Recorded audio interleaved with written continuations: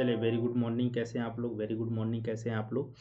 तो चलिए अब हम लोग जो है कि अपवाह तंत्र का दूसरा लेक्चर हम लोग पढ़ रहे हैं। अपवाह तंत्र का दूसरा लेक्चर हम लोग पढ़ रहे हैं। तो आइए सबसे पहले हम लोग बात करते हैं अनअकैडमी प्लेटफॉर्म के बारे में। तो जैसा कि आप सभी लोग जानते हैं कि अनअकैडमी इंडिया का लार्जेस्ट लर्निंग प्लेटफॉर्म है। अनअकैडमी इंडिया का लार्जेस्ट लर्निंग प्लेटफॉर्म है। जैसा कि आप जानते हैं यहाँ पे लाखों के तादाद पे बच्चे पढ़ने आते हैं और तथा योग्य तथा अनुभवी टीचर यहाँ पर क्या करते हैं, पढ़ाते हैं। आइए ज़रा हम लोग आगे बात करते हैं कि आखिर अनअकैडमी लर्निंग ऐप को डाउनलोड कैसे करें। तो ध्यान रखिएगा, अनअकैडमी लर्निंग ऐप को डाउनलोड कैसे करें। तो आप प्ले स्टोर से जा कर के इसको डाउनलोड कर सकते हैं। आप लोग प्ले स्टोर से जा कर के आप लोग इसको डाउनलोड कर सकते हैं। चलिए मैं अपने बारे में बताना चाहूँगा। मेरा नाम श्रवण कुमार है और 8 साल का experience, master degree with economics, x interviewer of the UPSC 2014 और 2015 और डायनेमिक अप्रोच के साथ थोड़ा पढ़ाने का प्रयास करता हूं मैं। और मेरे टेलीग्राम लिंक से अगर आप जुड़ना चाहते हैं तो आप जुड़ सकते हैं अनअकैडमी@श्रवण कुमार, अनअकैडमी@श्रवण कुमार। सारी का सारा कैपिटल लेटर में है, सब कुछ कैपिटल लेटर में है। तो आप लोग यहाँ से हमसे जुड़ सकते हैं, ठीक है ना। तो चलिए हम लोग इसकी कुछ प्रमुख विशेषता के विषय में बात कर लेते हैं। अनअकैडमी की प्रमुख विशेषता है, प्रमुख कुछ इसकी विशेषता है। जैसा कि आप सभी लोग जानते हैं, इसकी विशेषता यह है कि इस पर डेली लाइव क्लासेस चलता है, अर्थात एजुकेटर के साथ डाउट भी आप अपना पूछ सकते हैं। चैट पोल हमेशा खुला रहता है, डिस्कशन भी करना है तो आप कर सकते हैं। तो ये इसकी प्रमुख विशेषता है। लाइव टेस्ट क्विजेज भी कराए जाते हैं। क्विजेज के थ्रू बच्चों की, जो स्टूडेंट की एक्यूरेंसी होती है वो काफ़ी बढ़ती है और एग्जाम में किसी प्रकार की समस्या का सामना नहीं करना पड़ता है, ठीक है ना। अनलिमिटेड एक्सेस भी है। अनलिमिटेड एक्सेस का मतलब यह है कि अगर आप सब्सक्रिप्शन लेते हैं तो लाइव एंड रिकॉर्डेड वीडियो कभी भी आप देख सकते हैं। इसके बाद स्ट्रक्चरल कोर्स है। स्ट्रक्चरल कोर्स में जैसे मान लो आप यूपीएससी की तैयारी कर रहे हैं तो यूपीएससी तैयारी करने के लिए उसका एक सिलेबस होता है। उस सिलेबस से कुछ भी बाहर नहीं पढ़ाया जाता है, सिलेबस के अकॉर्डिंग टू पढ़ाया जाता है और एक समय सीमा निर्धारित की जाती है कि इतने समय में क्या कर दिया जाएगा, इसको समाप्त किया जाएगा, ठीक है ना। तो चलिए हम लोग आगे बात करते हैं। जैसा कि आप सभी लोग जानते हैं कि 100+ टॉप एजुकेटर, यदि आप सब्सक्रिप्शन लेते हैं तो आपको एक अवसर जरूर मिलेगा इन जितने भी हमारे टॉप टीचर अनअकैडमी के हैं उनसे पढ़ने का। जैसे आपने मुन्ना सर का नाम जाना होगा, रोमन सैनी सर का नाम जाना होगा, ठीक है। और जैसे मुदित गुप्ता भी है ना, अमन भी है। तो इस प्रकार से कई अन्य लोग हैं। तो नाम लेना पूरा पॉसिबल तो हो नहीं सकता, लेकिन आपको एक बार मौका ज़रूर मिलता पढ़ने के लिए, ठीक है ना। तो चलिए हम लोग आगे बात करते हैं। कुछ चीज़ें हम लोग जो है आगे हम लोग बात करते हैं ज़रा इस पर। इसके हम लोग नए सब्सक्रिप्शन पे चलते हैं और नए सब्सक्रिप्शन पे हम लोग देखने का प्रयास करेंगे आखिर नया सब्सक्रिप्शन अनअकैडमी का क्या है। तो मैं आपको बताना चाहूँगा अनअकैडमी का जो नया सब्सक्रिप्शन है वो ये है। प्लस वाले पर जो है 1 महीने की टोटल फीस है 9,000 रुपये, 3 महीने की फ़ीस है 22,500 रुपये, 6 महीने की जो फीस है वो है 40,500 और 12 महीने का फीस है 17,500, 24 महीने का 49,500 ये है और 72,000 है, 36 महीने का 90,000 रुपये है, ठीक है। लेकिन मेरा रेफरल कोड यूज करते हैं SK@12 तो आपको 10% का डिस्काउंट मिलेगा। 1 महीने में 8100, 3 महीने में 20,250, 6 महीने में 36,450, 12 महीने में 44,550, 24 महीने में 64,800 और 36 महीने में 81,000 रुपये इसकी फीस होगी, ठीक है। आई थिंक कि आप लोग समझ गए होंगे, सॉरी। आगे हम लोग चलते हैं आइकोनिक वाले पे। आइकोनिक वाला सब्सक्रिप्शन मैं आपको यही सलाह दूंगा कि आप आइकोनिक वाला सब्सक्रिप्शन लीजिए। आइकोनिक वाला यदि सब्सक्रिप्शन लेते हैं तो आपको यहाँ पे पूरा टीम का सपोर्ट मिलता है और एजुकेटर का भी सपोर्ट मिलता है। तो इसकी जो फ़ी है 12 महीने की फ़ी है 69,500, 24 महीने की जो फ़ी है वो 1,07,000 रुपये है और 36 महीने की फ़ी है 1,41,000। और वहीं पर मेरा रेफरल कोड अगर यूज करते हो SK@12 तो 12 महीने की फ़ीस 62,550 और 24 महीने की फीस 96,300 और 36 महीने का 1,26,000। देखो कितना डिफरेंस हो रहा है, 1,41,000 और 1,26,000 रुपये। तो आई थिंक कि आप लोग समझ गए होंगे प्रॉपर, ठीक है। मैं आगे बढ़ता हूँ। चलिए हम अपने टॉपिक पे आते हैं। हम लोग अपवाद तंत्र की हम लोग बात करेंगे। तो आइए हम लोग चलते हैं अपवाद तंत्र की बात करने, ठीक है। ये हमारा अपवाद तंत्र का सेकेंड लेक्चर है। अपवाद तंत्र का हमारा सेकेंड लेक्चर है। तो आप लोग ध्यान से जो है कि इसमें पढ़िएगा क्योंकि यहाँ से बहुत सारे क्वेश्चंस आपके नदियों के छूटेंगे नहीं, आसानी से बनते चल जाएंगे, ठीक है ना। तो आप लोग बड़े ध्यान से पढ़िएगा, मैं मैप के थ्रू पढ़ाता हूँ हमेशा। अब हम लिखते हैं गंगा अपवाह तंत्र, ध्यान दीजिएगा आप लोग, गंगा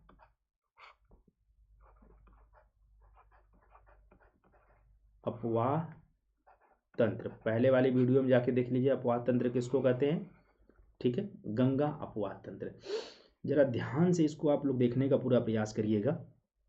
ये मान लो कि सतोपत एक ग्लेशियर है, यहाँ पे मैं लिखता हूँ, यहाँ पे मान लो ये है ग्लेशियर सतोपत का, सभी लोग लिखते चलिएगा ध्यान से, मैं एकदम साफ साफ लिख रहा हूँ, सतोपत, सतोपत ग्लेशियर के रूप में ही ऊपर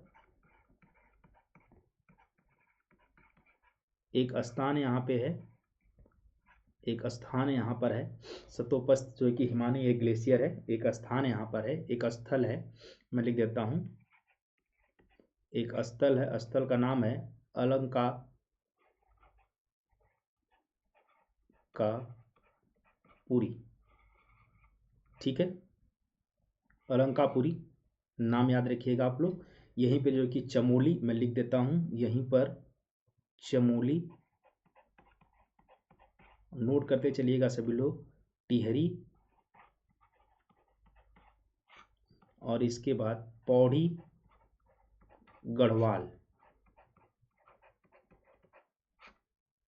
गढ़वाल जिलों से होकर प्रभावित होती है ये, ठीक है, यहीं पे आपको मिलेगा सब कुछ जिला, ठीक है ना, यहाँ पर इस दिशा में सब कुछ जिला मिलेगा, यहीं से होकर के क्या होती है, प्रभावित होती है। मान लो यहाँ पर देखिए दो चीज़ ध्यान से समझिएगा आप लोग, सतोपत ग्लेशियर और सतोपत ग्लेशियर यहाँ से ये ऐसे बनाइएगा, एक है माना हिम नदी, माना हिम नदी, ठीक है, माना हिम नदी से जहाँ से ध्यान रखिएगा बहुत बारीकी से पढ़ के चलना है, एक धौली गंगा निकलती है, क्या नाम है, धौली गंगा, क्लियर हो गया इतना। और यहाँ से ये आ करके विष्णु प्रयाग में, ध्यान रखिएगा कहाँ पे भैया, विष्णु प्रयाग में, विष्णु प्रयाग, ठीक है, विष्णु प्रयाग में मिल करके यहाँ से क्या करती है, वो आगे बढ़ती है, ठीक है। और यहाँ पर एक हिमनद और है जिसका नाम है त्रिशूल, क्या बोलते हैं इसको, त्रिशूल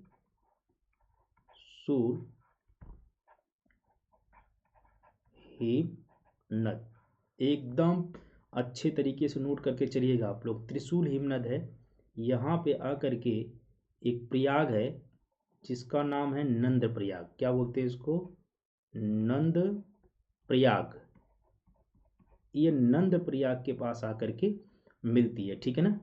और आगे जैसे बढ़ती है यहाँ पे मिलेगा आपको कर्ण प्रयाग, और कर्ण प्रयाग में यहाँ से एक और नदी आकर के मिलेगी, ये नदियाँ हैं सब,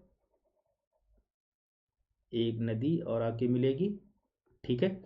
इस नदी का नाम ध्यान रखिएगा, नंदाकिनी बोलते हैं इसको, क्या बोलते हैं, नंदाकिनी नदी, नंदाकिनी नदी जो कि मैंने पिछली क्लास में पढ़ाया हूँ, नंदाकिनी नदी। और यहाँ पर जो है कि पिंडारी नदी है, ये कौन सी नदी है, पिंडारी नदी, एक्चुअल कहाँ से निकलती है, तो ये जो हिम है ये पिंडारी हिम नदी है, पिंडारी हिमनद, ध्यान रखिएगा, पिंडारी हिमनद, यहाँ से नदी निकल करके आके जहाँ मिलती है, इस स्थान का नाम है कर्ण प्रयाग, इस स्थान का नाम क्या है, कर्ण प्रयाग, ध्यान रखिएगा आप लोग, इसका नाम है कर्ण प्रयाग। एक चीज समझिएगा जरा ध्यान से, इस पूरे नदी को देखो यहाँ पे ध्यान से समझिएगा, यहाँ पर है केदारनाथ, क्या है, केदारनाथ, और केदारनाथ से एक नदी आती है, फिर आकर के इसी में मिलती है, और इस नदी का नाम है मंदाकिनी, क्या नाम है, मंदाकिनी, देखो छोटा छोटा लिख रहा हूँ, मंदाकिनी, ठीक है। यहीं पर जो है कि इसके किनारे पर बद्रीनाथ है, आप लोग सभी लोग जानते हो, बद्री ऐसे लिखिएगा, बद्रीनाथ है ना, बद्रीनाथ है, ठीक है ना। और ये जो केदारनाथ के पास है एक ग्लेशियर यहाँ पे है, चारों बार ग्लेशियर इसको बोलते हैं, चारों बार ग्लेशियर। यहाँ पे मैं बना दे रहा हूँ, यहाँ पर है चारों बार ग्लेशियर। यहाँ तक क्लियर हो गया सबको। यहाँ से आकर के जैसे ही आगे बढ़ती है, ध्यान में रखिएगा, ये जो आता है, ये जगह आता है, ये आता है रुद्रप्रयाग का। किसका? रुद्रप्रयाग का, रुद्रप्रयाग का। क्लियर। और ये रुद्रप्रयाग से ये पूरी जो नदी आ रही है, इसका नाम देते हैं अलकनंदा। क्या बोलते हैं इसको हम लोग? अलकनंदा, अलकनंदा नदी, ठीक है। कौन सी नदी है? अलकनंदा नदी। यहाँ तक क्लियर हो गया सबको। चलिए, अलकनंदा नदी आती है यहाँ से, यहाँ पर एक पड़ेगा आपको देवप्रयाग। क्या पड़ेगा? देवप्रयाग। क्लियर। अब देखो जरा ध्यान से, यहाँ पे एक ग्लेशियर है जिसका नाम है गंगोत्री। क्या बोलते हैं? गंगोत्री। ये गोमुख के पास, इसको गोमुख बोला जाता है, गोमुख, ठीक है। ये सब this is the part of the Uttarakhand का है, ध्यान रखिएगा। सब ये नंद प्रयाग, कर्णप्रयाग, ये सब उत्तराखंड में पड़ता है, ठीक है ना। ये इसको गौमुख बोला जाता है। और यहाँ से एक नदी ओरिजिनेट होती है और आते आते यहाँ पर जो है कि भिलांगना पड़ता है। क्या है ये? भिलांगना नदी एक आती है यहाँ से और आकर के इस नदी में मिल जाती है। इस नदी का नाम है भिलांगना, ध्यान रखिएगा। भिलांगना नदी है, नदी लिख दे रहा हूँ, भिलांगना नदी यहाँ से आती है। और यहाँ पर एक आपको बांध मिलेगा, एक बांध बनाया गया है इसी नदी पर। और यहाँ से इस बांध का जो नाम है वो टिहरी बांध है। क्या नाम है? टिहरी, टिहरी बांध। और ये टिहरी बांध से होते हुए ये आ करके पूरा का पूरा ये नदी आ करके कहाँ मिलेगी? देवप्रयाग में मिलती है। इस पूरे नदी का जो नाम है वो नाम है भागीरथी। क्या नाम है? भागीरथी नदी।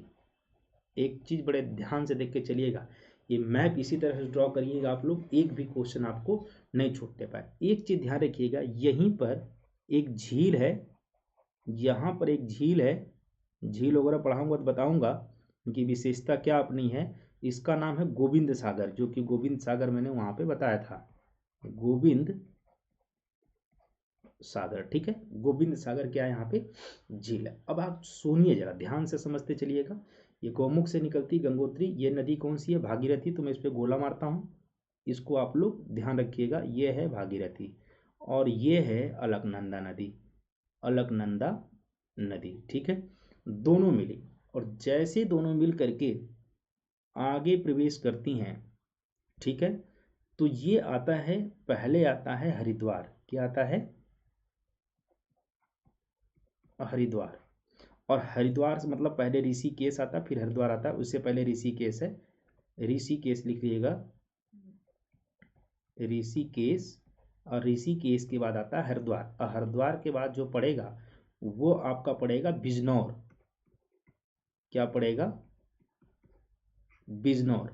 और जब बिजनौर के आगे जाएंगे हम लोग, ये पूरा रूप से जब यहाँ से प्रवेश करती है तो इसको यहाँ पे बोला जाता है गंगा। क्या कहा जाता है? गंगा रिवर। और यहाँ से जब प्रवेश करती है तो एक ऊपर से नदी आ रही है उत्तराखंड, यहाँ लिख देता हूँ उत्तराखंड, ध्यान में रखिएगा। इसका नाम है रामगंगा। क्या नाम है? रामगंगा। बहुत अच्छे से लिखिएगा आप लोग। रामगंगा यहाँ से हो करके आती है और ये मिलती है कन्नौज के पास। कहाँ मिलती है? कन्नौज के पास, कन्नौज के पास आकर के मिलती है। ध्यान रखिएगा ये चीज़। फिर ये आगे नदी आगे बढ़ी, इस पे जो है कि इसी उत्तराखंड में यहाँ पर है आपका जो नेशनल पार्क है, इसका नाम आप लोग जानते हैं Jim Corbett. Jim Corbett, Jim Corbett एक नेशनल पार्क है, मैं लिख देता हूँ, नेशनल पार्क उत्तराखंड में है, ठीक है ना। रामगंगा यहाँ पे आई और इसी के किनारे पर मुरादाबाद बसा हुआ है। क्या है? मुरादाबाद, ध्यान में रखिएगा, मुरादाबाद यहाँ पर है, ठीक है ना, इसी के जस्ट किनारे पर। और यहीं पर जो है कि है बरेली, यूपी में पड़ता है बरेली, क्या बोलते हैं इसको, बरेली, ये यूपी में है, ठीक है। अब आगे जैसे बढ़ते हैं, कन्नौज के बाद आएगा कानपुर, क्या आता है, कानपुर। और कानपुर से जैसे हम आगे बढ़ेंगे, यहाँ पे आप आएगा कौशाम्बी, जिसको प्रयागराज कौशाम्बी, कौशाम्बी अर्थात प्रयागराज यहाँ लिख देंगे आप, मैं लिख देता हूँ प्रयागराज। देखो थोड़ा बड़ा बनेगा बट डरना नहीं है, ठीक है। इसके बाद ध्यान रखिएगा, मैं इधर से ले रहा हूँ स्ट्रक्चर।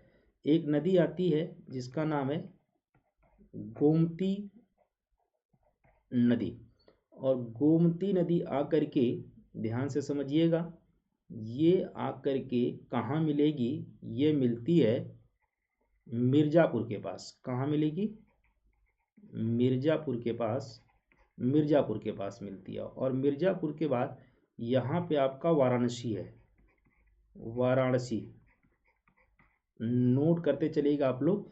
यहीं पर इसके किनारे आपका जौनपुर है, क्या नाम है, जौनपुर। और यहाँ पर है आपका लखनऊ, इसी नदी के किनारे पर, गोमती नदी के किनारे पर, ठीक है ना।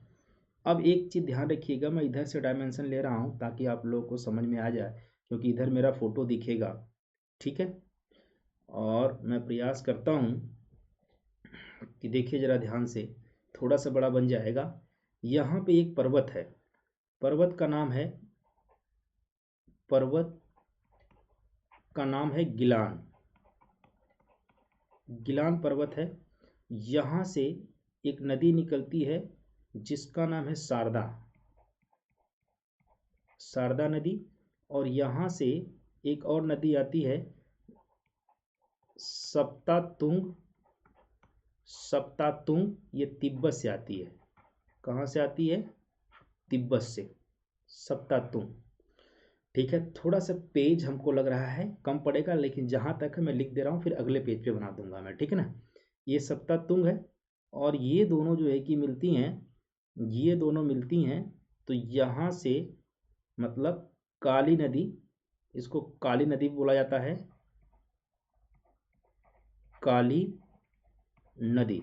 और यहाँ से आते हुए ये जो नदी है जो आती है, ये वाला, इसको बोलते हैं घाघरा, घाघरा नदी।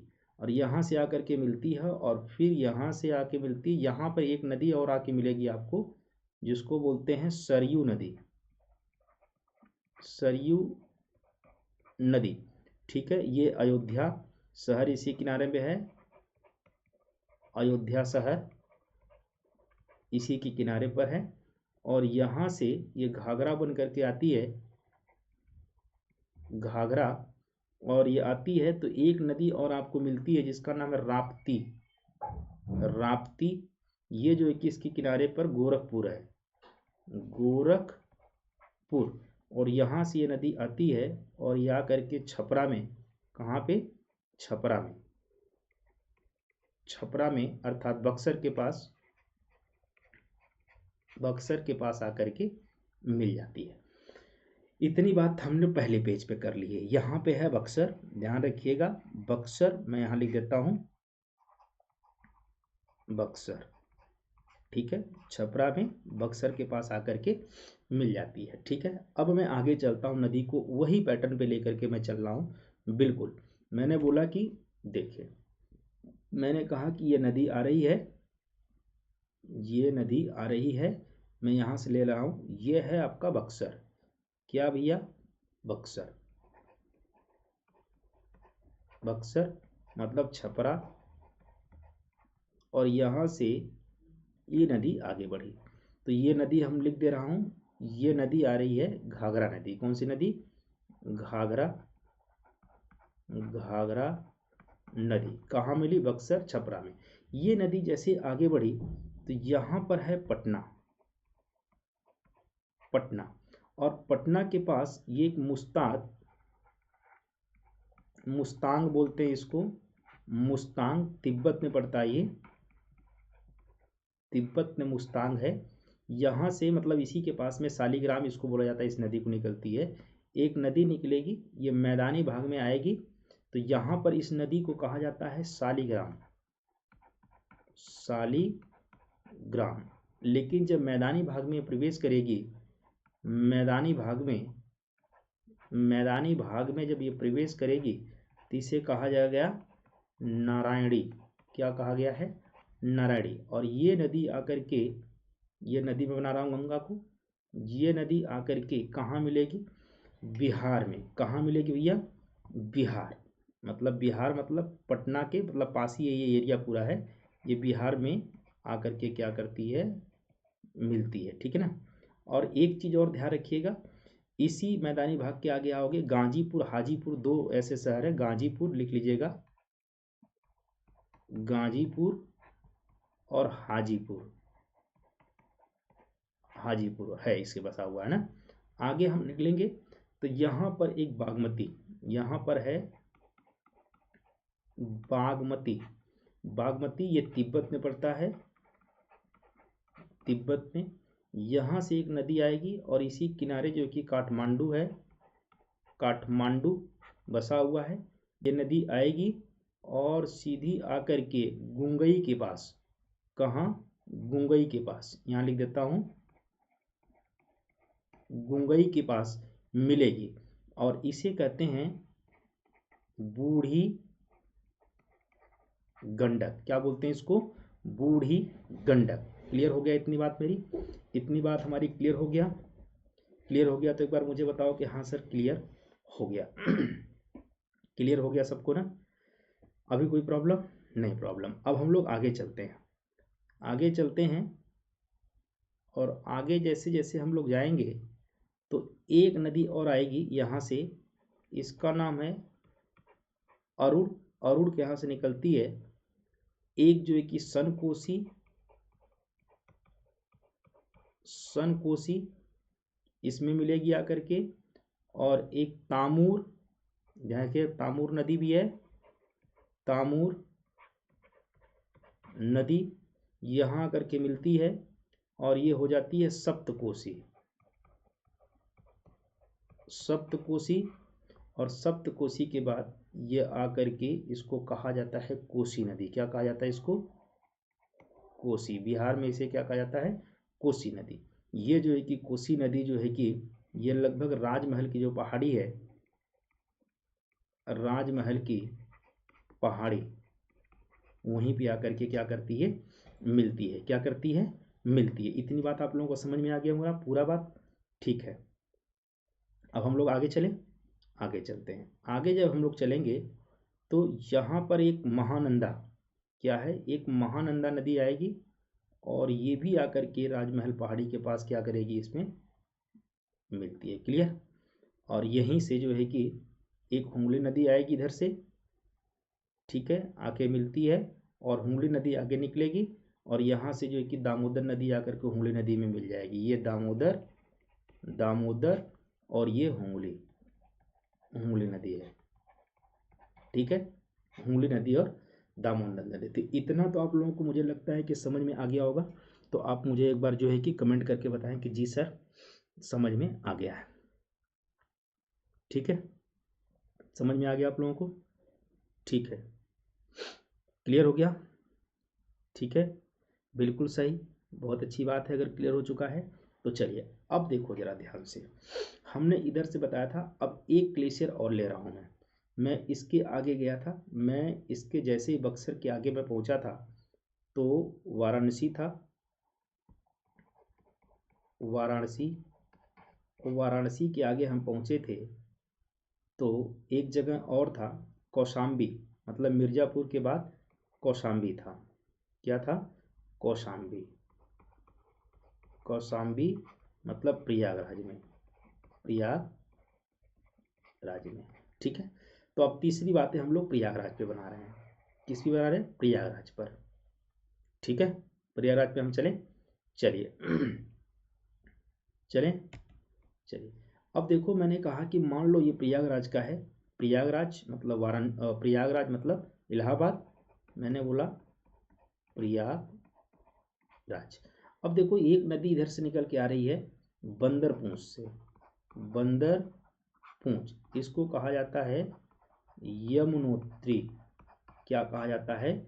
यमुनोत्री। ये भी उत्तराखंड में पड़ेगा, ध्यान में रखिएगा, उत्तराखंड में। तो यहाँ से एक नदी आएगी, ये कहाँ से? ये हिमाचल प्रदेश, हिमाचल प्रदेश, हरियाणा, हरियाणा से दिल्ली आएगी, और दिल्ली से नोएडा, नोएडा से होते हुए, ठीक है, आगरा लिख सकते हैं, आगरा से होते हुए फिरोजाबाद, फिर फिरोजाबाद, तो फिरोजाबाद से होते हुए ये जा कर के किस में मिलेगी? प्रयागराज में मिलेगी। ठीक है, कहाँ मिलेगी? प्रयागराज में। अब प्रयागराज के आगे मैंने कहानी बताया था, आप लोग जोड़ लीजिएगा सभी लोग। ठीक है, अब देखिए मैंने प्रयागराज के आगे जब बढ़ा था तो यहाँ पे प्रयागराज, और यहाँ पे एक नदी और मिलेगी टोंस। क्या बोलते हैं? टोंस। और टोंस यहाँ से जाएगी प्रयागराज के पास जाकर के इधर से मिल जाएगी, ये साउथ से होकर के जाएगी। ठीक है ना। इसके बाद एक नदी और हमने बताया था यहाँ पर अमरकंटक चोटी से निकलती है, अमरकंटक, अमरकंटक, अमरकंटक से निकलती है, और ये जा करके पटना के पास, कहाँ? पटना के पास ये नदी मिल जाती है, इसका नाम है सोन नदी। क्या नाम है? सोन नदी। और इसी सोन नदी में एक नदी आकर के, मतलब एक नदी जो रिहंद नदी है, रिहंद बांध जो बताया था, रिहंद नदी जा करके इसमें क्या करेगी? मिलेगी। और जहाँ पे मिलती है यहीं पर एक बनाया गया है जिसका नाम है गोविंद बल्लभ पंत सागर, ध्यान में रखिएगा आप लोग। इसके बाद एक नदी फिर यहाँ से निकलेगी जिसका नाम है फल्गु नदी। ये जो है कि गुंगई के पास, मतलब पटना के बीच में मिलेगी यहाँ पर, ये पटना वाला एरिया है, और इस नदी का नाम है फल्गु नदी, फल्गु नदी। और निरंजना भी बोला जाता है इसको, निरंजना, जहाँ भगवान बुद्ध, आप समझ गए होंगे, महात्मा बुद्ध का जो है कि प्राप्त हुआ था, मतलब ये झारखंड के बाद बिहार गया के पास में पाया जाता है, इधर जो है कि झारखंड मिलेगा, इधर गया है। ठीक है ना, क्लियर हो गया इतनी बात। अब देखिए जरा, समझिए जरा ध्यान से। यहाँ पे एक नदी है, सुनिए, यहाँ से मैं लेता हूँ, यहाँ पे मान लो एक श्रेणी है जिसका नाम है विंध्याचल श्रेणी। क्या नाम है? विंध्याचल श्रेणी। विंध्याचल श्रेणी में यहाँ पे त्रिवेणी घाट एक है। क्या नाम है? त्रिवेणी घाट, ध्यान में रखिएगा आप लोग, त्रिवेणी घाट। ठीक है, और यहाँ से जो है कि एक नदी निकलती है यहाँ पे त्रिवेणी घाट से, जो कि ये उज्जैन में है, उज्जैन में। यहाँ से एक नदी निकलेगी जिसका नाम है शिप्रा नदी। क्या नाम है? शिप्रा, शिप्रा नदी यहीं से निकलती है। और आपने देखा होगा यहाँ पर जनापांव हिल्स है, जनापांव हिल्स, सॉरी, यहाँ पर है जनापांव हिल्स। एक मिनट आप लोग रुकिए, जनापांव हिल्स जो हमने आपको श्रेणी पढ़ाया था, यहाँ मध्य प्रदेश में पड़ता है। कहाँ पड़ेगा? मध्य प्रदेश में। यहाँ से एक नदी निकलती है जिसका नाम है चंबल, चंबल नदी। और ये चंबल नदी आगे जाएगी, यहाँ पे आपको मिलेगा गांधी सागर। क्या मिलेगा? गांधी सागर, ध्यान रखिएगा मैपिंग पे। इसके बाद जवाहर सागर राजस्थान में। क्या मिलेगा? जवाहर सागर। इसके बाद ये आगे बढ़ते हुए कोटा होते हुए कहाँ जाएगी भैया? कोटा होते हुए, ये कोटा शहर इसी पे है, इसी किनारे बसा हुआ है कोटा। ठीक है, और ये जाते हुए, और ये जो यहाँ पे फिरोजाबाद है, फिरोजाबाद, और ये फिरोजाबाद में जाकर के यहाँ पे मिल जाती है यमुना से। इस नदी का नाम है यमुना नदी। अब दो तीन बातें ध्यान रखिएगा। एक बनास नदी आती है राजस्थान से निकल करके, राजस्थान से बनास नदी आती है और आकर के इसी नदी में, चंबल वाली नदी में क्या करती है? मिल जाती है। ठीक है, और दो बातें ध्यान रखिएगा।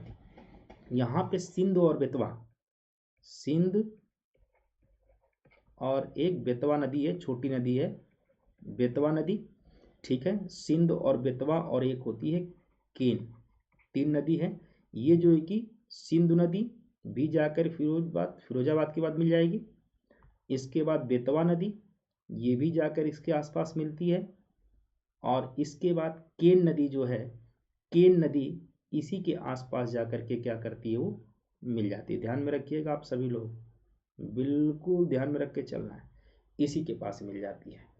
क्लियर। ये पूरा स्ट्रक्चर हो गया, पूरा का पूरा स्ट्रक्चर हो गया किसका, गंगा नदी का। ठीक है, तो गंगा नदी में एक बार फिर मैं समझा दे रहा हूँ।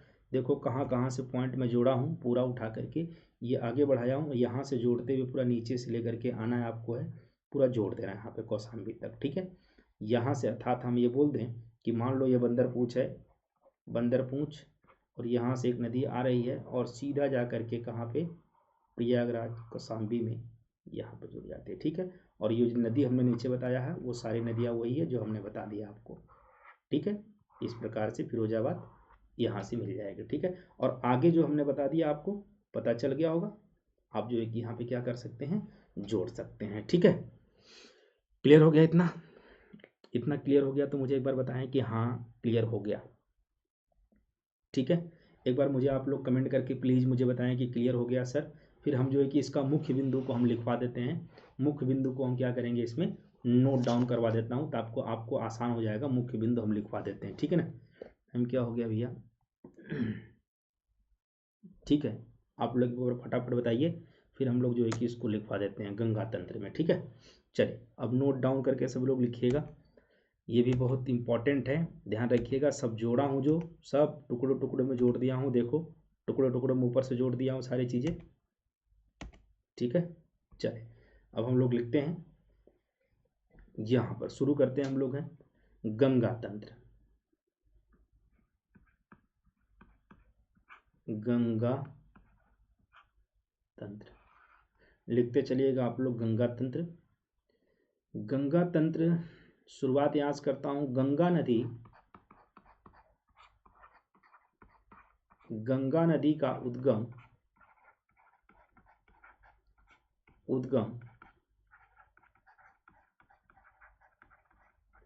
उत्तराखंड के, उसको बोलते हैं उत्तरकाशी जिले के गौमुख के निकट गंगोत्री ग्लेशियर से हुआ है। क्लियर, कहाँ से हुआ है, गंगोत्री ग्लेशियर से। ठीक है, इतनी बात समझ में आ रही है। यहाँ इसे ध्यान रखिएगा, यहाँ इसे किस नाम जाना जाता है, भागीरथी नदी के नाम से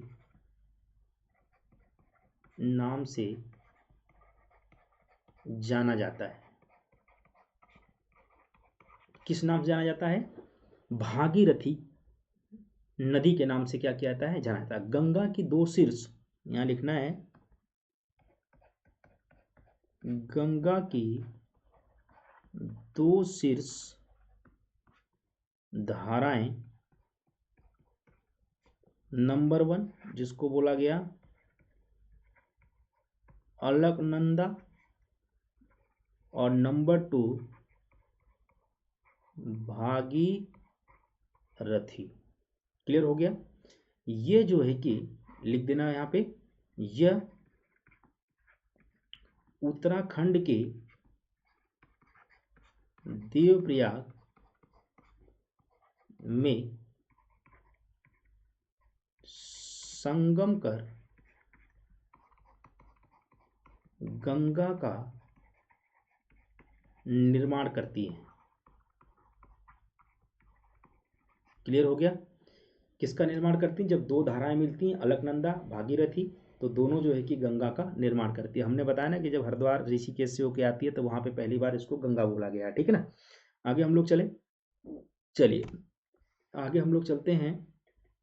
बहुत अच्छे तरीके से नोट्स बना लीजिएगा, इससे बाहर कुछ भी नहीं होगा, इस चीज को ध्यान रखिएगा। अलकनंदा का उद्गम स्थल, अभी लिखा था मैंने अलकापुरी स्थित सतोपथ हिमानी से हुआ है। क्लियर? और यह number 1 Chamoli, number 2 Tehri, number 3 Pauri, Garhwal जिलों में या जिलों से होकर प्रभावित होती है। क्लियर? यहां पे आगे चलियो, बद्रीनाथ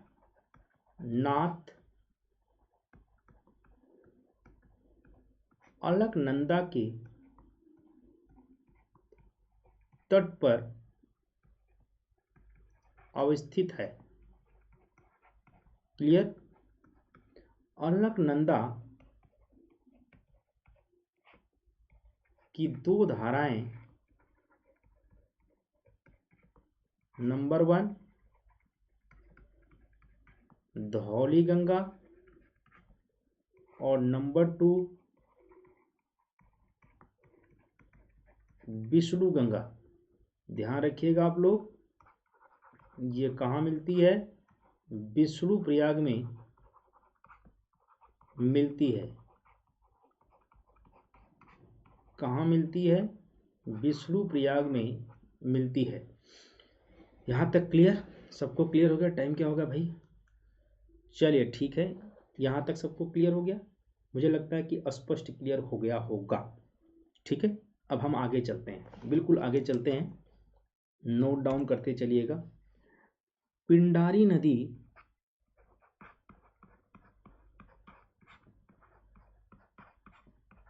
का उद्गम कहाँ हुआ भैया? पिंडारी ग्लेशियर से हुआ है, जो कि उत्तराखंड में, ध्यान रखिएगा। ठीक है, और यह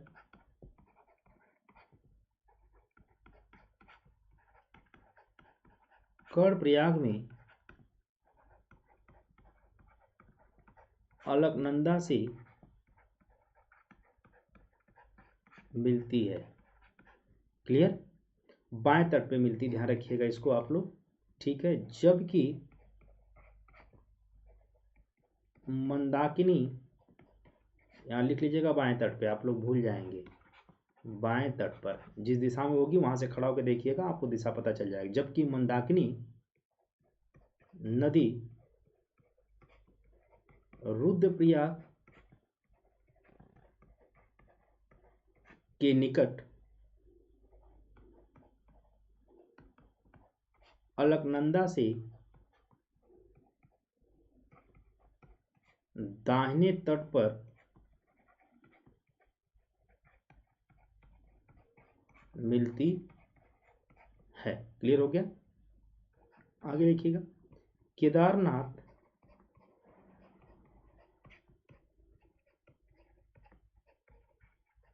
मंदाकिनी नदी के तट पर क्या है? अवस्थित है। नोट पॉइंट करके, बहुत इंपॉर्टेंट है। यह नदी केदारनाथ से और रुद्रप्रयाग के मध्य प्रभावित होती है। यहां तक क्लियर हो गया सबको?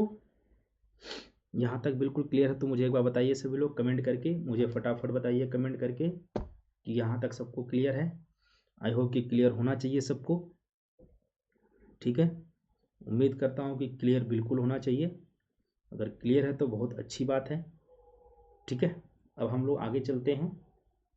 हम लोग हैं, चलिए नोट करिए। गंगा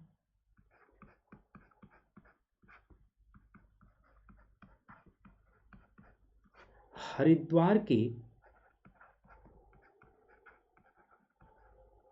निकट पहाड़ों से निकलकर मैदानी भाग में प्रवेश करती है। क्या करती है? प्रवेश करती है। इसमें या इसके दाहिनी ओर से यमुना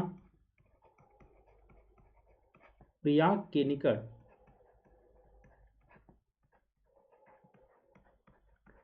मिलती है। क्लियर? और दक्षिण पठार से होकर सीधे गंगा से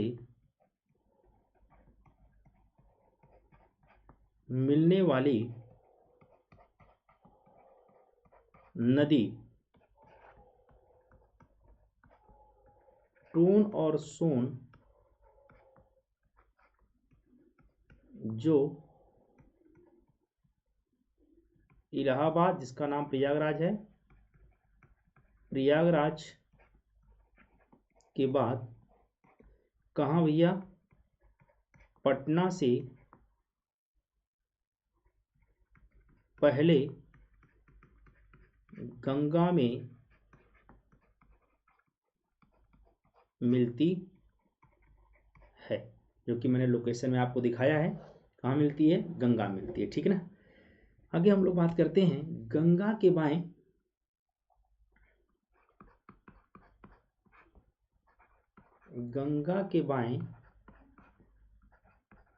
तट की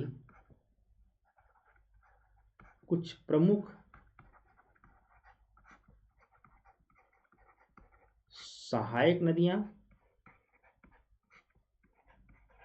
पश्चिम से पूर्व इस प्रकार है।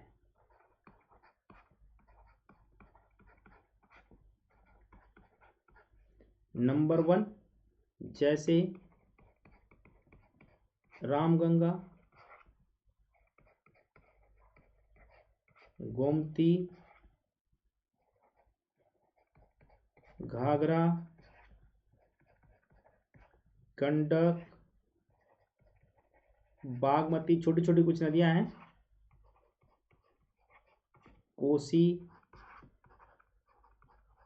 महानंदा, इस प्रकार से हैं कुछ नदियां, ये आकर के मिलती हैं। ठीक है ना? क्लियर हो गया? आगे चलते हैं। गंगा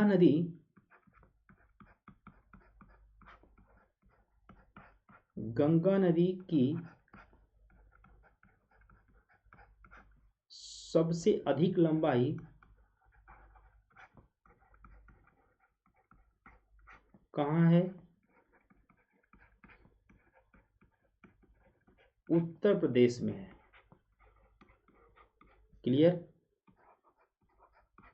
जब गंगा नदी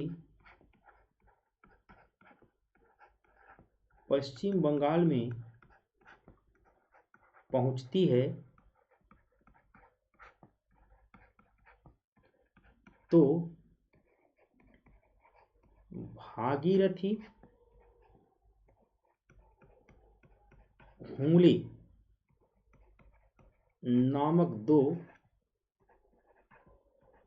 वितरिकाओं में क्या करती हो? बढ़ जाती है। अब ये वितरिका क्या होता है, ये लिख लीजिएगा।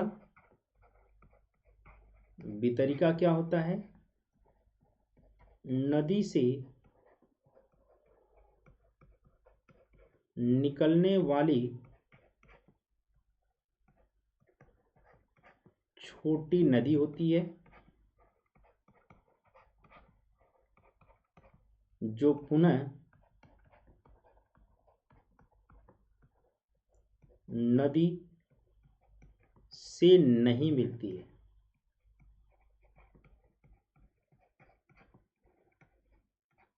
जो पुनः अगर एक बार निकल गई तो फिर दोबारा वो जो है कि नदी से क्या करेगी, वो नहीं मिलेगी। ठीक है ना। आगे हम लोग चलते हैं। बहुत बड़ी नदी है भैया, इसको करना पड़ेगा, कंप्लीट करना पड़ेगा। ठीक है, आगे क्या है? छोटा नागपुर का पठार आगे छोटा नागपुर का पठार कि दामोदर नदी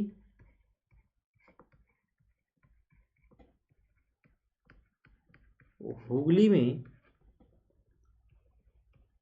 आकर मिलती है। क्लियर? किस में मिलती है? हुगली में आकर के मिलती है। मुख्य नदी, राइटिंग साफ साफ है ना?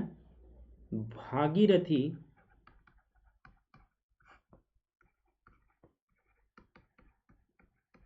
पश्चिम बंगाल के फरक्का स्थान जिसका नाम है संज्ञक से बांग्लादेश में चली जाती है। ठीक है, आगे जहां पहले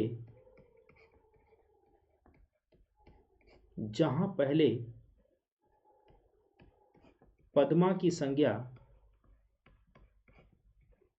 दी जाती थी। नदी पढ़ाया हूं, देख लीजिएगा वहां पे जाकर। ठीक है, यहां से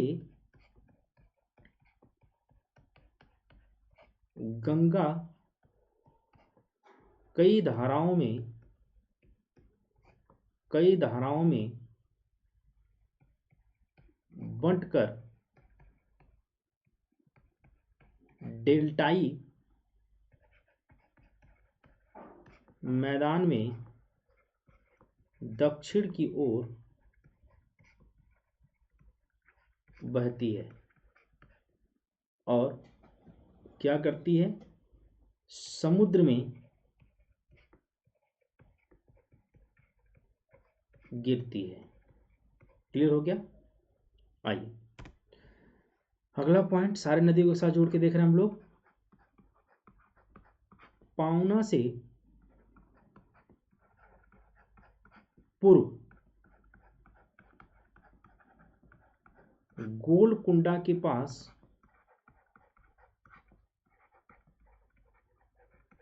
ब्रह्मपुत्र जो यहां जमुना के नाम से पहचानी जाती है।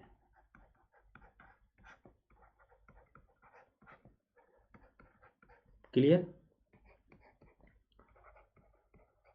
और पद्मा से क्या करती है? वो मिलती है।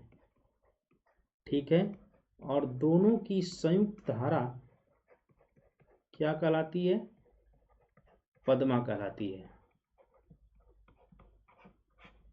संयुक्त धारा पद्मा कहलाती है और क्या करती है? वहां से फिर आगे की तरफ बढ़ती है। इतनी बात को क्लियर है? आगे हम लोग देखते हैं चांदपुर के पास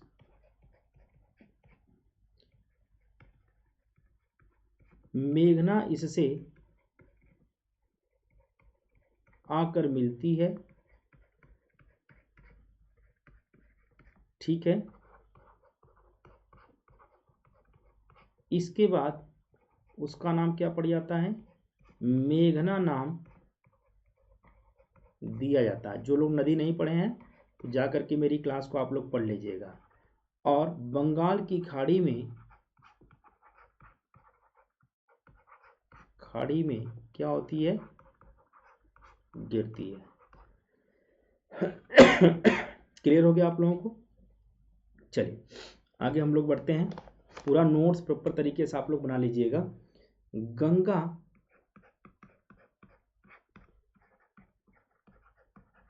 ब्रह्मपुत्र से मिलकर विश्व का सबसे बड़ा डेल्टा का निर्माण करती है। क्लियर?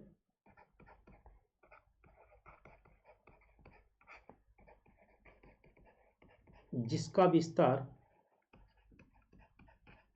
हुगली से मेघना नदी के बीच है। क्लियर? डेल्टा का समुद्री भाग घनों वनों से क्या है, ढका हुआ है। ठीक है? और यहाँ सुंदरी वन के कारण इसे सुंदरबन का डेल्टा कहा जाता है। क्लियर? चलिए आगे हम लोग चलते हैं, काफी हम लोगों को लिखना पड़ गया। ठीक है? हुगली नदी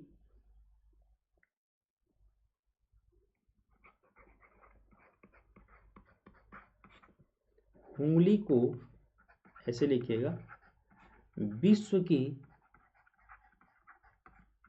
सबसे अधिक विश्वघाती नदी कहते हैं। लिखिएगा, इसी के तट पर क्या है, कोलकाता बंदरगाह है। कोलकाता का जो बंदरगाह है, जिसे पूर्व का लंदन कहा जाता था।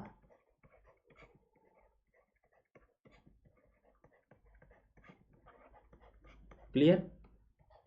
अगला, यमुना नदी गंगा नदी तंत्र की सर्वाधिक लंबी सहायक नदी है, जो बंदरपूंछ श्रेणी पर स्थित यमुनोत्री ग्लेशियर से निकलती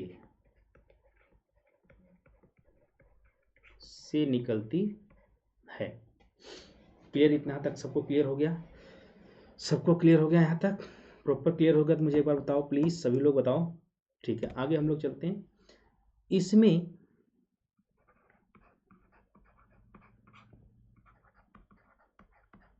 चंबल, बेतवा, केन, सिंध, ठीक, सिंध है, सिंधु नहीं है, सिंध नदियां यमुना की सहायक नदी है, और यह नदियां अपना जल प्रत्यक्ष रूप से गंगा में न गिराते हुए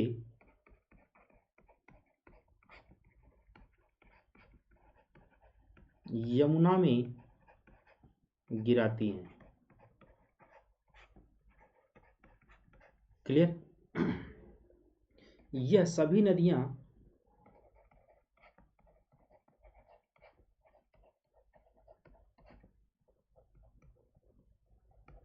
मालवा के पठार से निकलती हैं,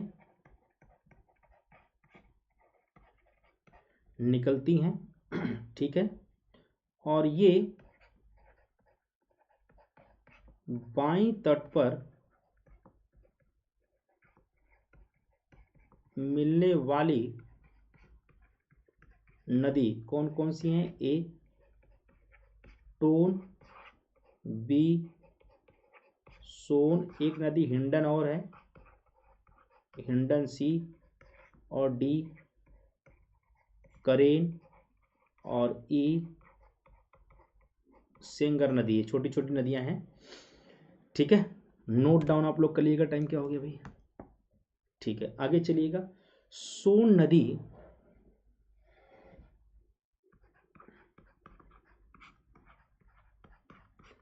नदी अमरकंटक की पहाड़ी से या पहाड़ी में नर्मदा का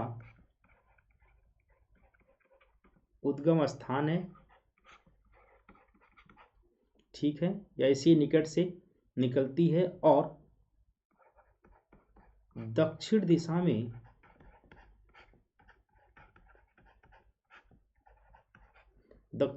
में प्रभावित होती है। क्लियर हो गया? पटना के समीप गंगा में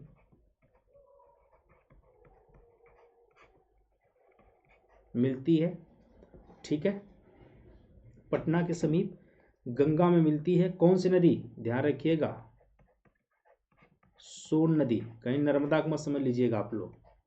आगे लिखिएगा, इन नदी के रेत में सोने के कण पाए जाते हैं, इसलिए इसे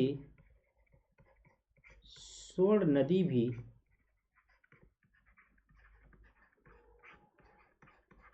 कहते हैं। मुझे लगता है कि इतनी बात आप लोगों को क्लियर हो गया होगा। इसे क्या कहते हैं, क्या कहा जाता है? स्वर्ण नदी भी कहा जाता है। चलिए ठीक है, अब हम लोग का टाइम हो चुका है, तो अब हम लोग जो है कि अगली क्लास में मिलेंगे। तब तक के लिए आप लोगों के लिए धन्यवाद। फिर हम लोग अगली क्लास में मिलते हैं, तब तक के लिए धन्यवाद, ठीक है ना। तो चलिए हम लोग अब अगली क्लास में मिलते हैं, तब तक के लिए हम लोग धन्यवाद।